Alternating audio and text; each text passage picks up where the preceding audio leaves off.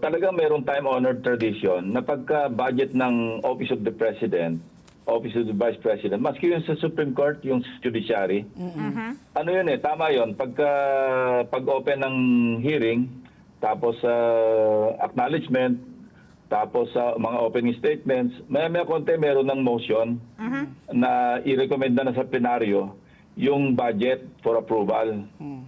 So, sa isang banda naman, hindi naman yun na cast in stone, na kasi tradition nga na sinusunod, pero hindi rin mapipigilan kung sino yung miyembro ng komite, Appropriations Committee man o Committee on Finance sa Senado, na magtanong kung meron silang gustong i-clarify. Ang nangyari kasi kung susundan natin yung mga pangyayari, medyo hindi maganda yung naging sagutan ng una. So ako sumasang-ayon ako kay Congressman Marcoleta saka kay Congressman